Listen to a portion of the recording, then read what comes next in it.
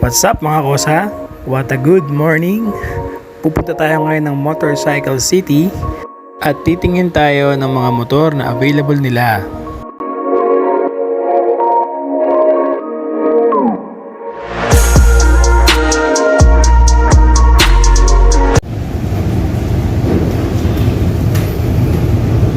Yan.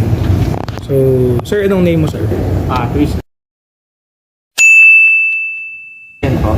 Christian. Yan. Si Sir Christian yung nag-assist sa akin to get the bike here at Motorcycle City. Anong branch nga ulit to, sir? Commonwealth branch po at Quezon City po. Yan, Commonwealth Branch, Motorcycle City. So marami silang unit. So nakikita nyo naman from Benelli, CF Moto, Kawasaki, Suzuki, KTM. Meron silang KTM. So Yamaha meron din. Ito yung KTM side nila. Yan. So madami kang pagpipilian dito. So sir, sa mga gustong kumuha ng motor, ano ba mga basic requirements mo dyan? So for employed po, mga private employee po, you need to dalawa pong valid IDs, then proof of billing, then latest 3 months, then COA po. Then for sa mga businessman naman po, sa mga business to valid IDs din po, then latest business permit, then DTI and ITR. Then sa mga OFW naman po is latest contract, COE and profit statement. Then also sa valid IDs po or flight details. Then lastly po yung latest payslip po nila and return ticket po. Okay. So yun yung mga requirements na pwede mong itabi kung sakali mag-apply ka sa kanila ng motor. So depende na sa'yo yan. For example, if you want 400cc and above na motor, make sure na flexible ka sa requirements and yung sa down payment mo. So the more na mas malaki yung down mo, mas maliit yung monthly mo. And then since dito sa Motorcycle City Commonwealth, very helpful yung agent tsaka yung financing na si Sir Jay. Medyo mas mapabilis yung transaction. Kami, tumagal lang kami ng 4 days. 4 days lang kami. Kompleto kami ng requirements. 4 days ang tinagal namin. So nakuha na natin yung motor na in-apply natin. Ginagawa mo? Hi, ma'am. So, yan. So, GT400 naman yan from CF Moto. Okay lang. So, dito nga pala sa branch nila sa Commonwealth, sir, meron din kayong service center dito, no? Yes po. Included po yung mga big bikes po. Ito po ay license po ng mga mechanics po, kaya wala po yung iintindihin or wala po yung kakabahan. So ibig sabihin, pwedeng kumuha sa inyo ng motor, then pwede ding service center na rin at the same po, time. Exactly po, sir. So CF Moto, KTM, Kawasaki, Suzuki, Yamaha. Yes po. Okay, wow. So yun guys, so Motorcycle City Commonwealth branch, based on our experience, sobrang okay naman kasi helpful talaga si Christian tsaka yung finance na si Jay, no? Yes, sir. Jay, yan. Yes. Yan. So, hindi ko i-elaborate yung mga down payment ng GT400 tsaka NK kasi pwede nyo lang i-check yan sa Facebook. Madami nang lumalabas. Pero sa Motorcycle City Commonwealth, flexible sila. Depende lagi sila doon sa income ng customer. Kung ano yung income mong saan ka mas maluwag, susundin nila yon. Basta nakadepende sa standard mo and sa kanilang approval of financing. So, kung mag-down ka ng 26, pwede. Meron silang down na 21 or 48 or 50, depende yan sa'yo. The more na mas malaki ang down, sir, mas maliit ang monthly, di ba? Oh, yun. Ganun lang. Pero kung may cash ka naman, bakit tayo may cash, di ba? So, Sir Christian, tama? Yes po. Once again, thank you, sir. Invite mo na lang sila dito sa branch mo, yung address. Iniimbata ko po kayo kung may mga naghanap po ng mga big bikes like especially for KTM. Visit na lang po kayo dito sa aming branch sa Commonwealth po, Quezon City po. Okay. Thank you, sir. Yes, sir.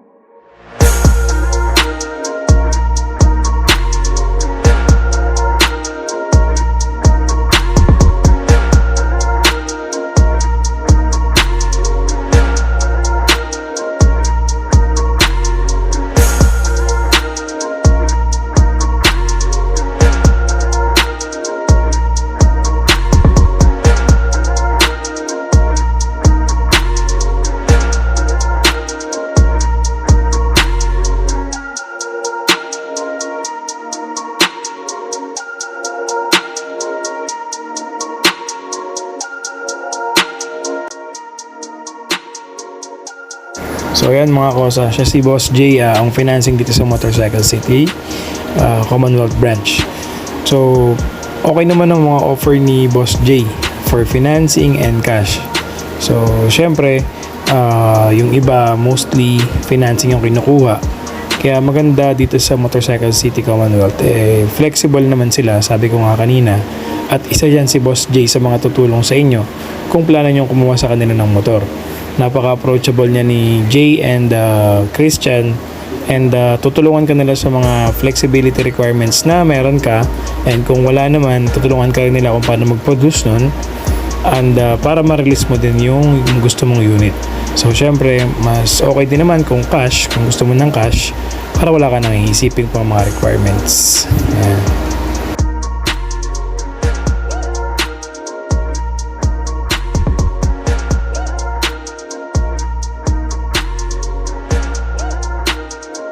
So dito naman tayo, si Bossing in-explain sa akin yung standard operating procedure ng paggamit ng GT400 and yung safety din as well.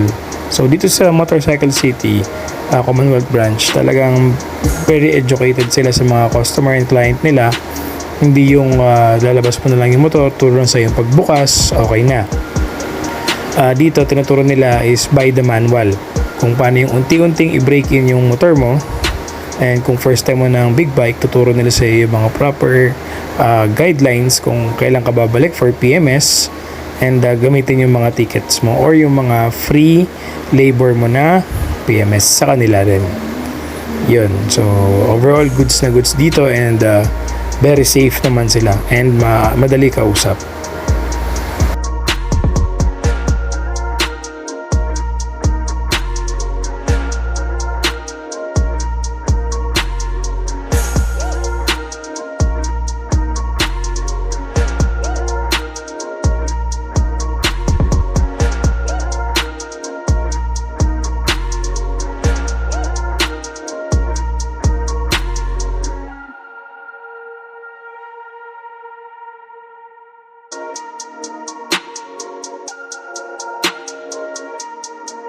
May proper daw na paggawa ng mga proper RPM reach like 4,000, 6,000, yung mga nilagay ko nga rito sa videos.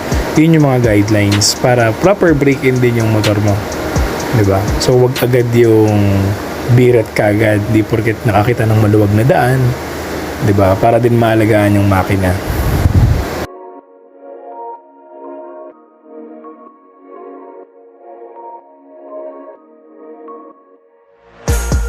Yun, so syempre mga kosa, si GT400 is kailangan i-preheat mo na yung makina bago patakbuhin, like 5 to 10 minutes para mag-circulate yung langis dun sa mga gear niya. And same process din naman kapag after ng long ride mo, bago mo patayin yung makina, let it cool down for about 5 minutes to 10 minutes. Pag huminto na yung fan, pwede ba nang patayin? Siguro ako ginagawa ko naman dyan, usually 3 minutes, 5 minutes bago ko patayin yung makina dun sa una kong big bike.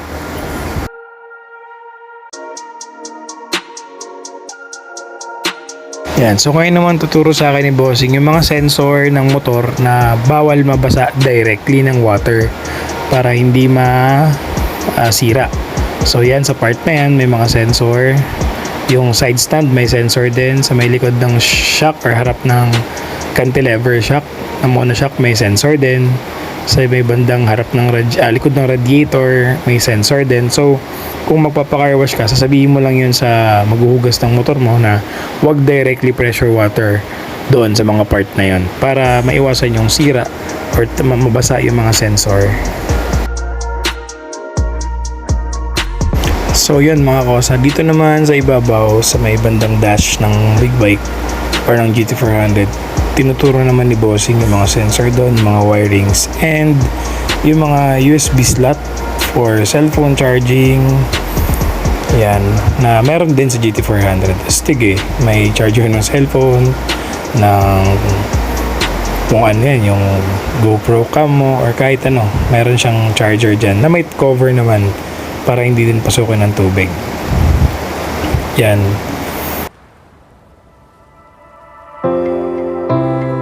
Yan mga kosa. So, kung pupunta kayo dito sa Motorcycle City Commonwealth Branch, pwede nyong hanapin si Christian, yung nag-assist sa akin.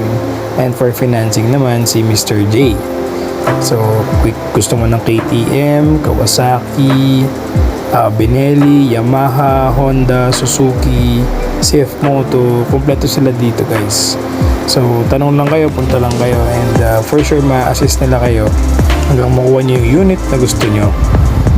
And nga pala mga kosa, meron din silang service center dito. Of course, pwede ka magpa-change oil and anything check-up dun sa mga unit na kukunin nyo sa kanila. So, from big bike to small bikes din. Kaya kompleto dito, solid din.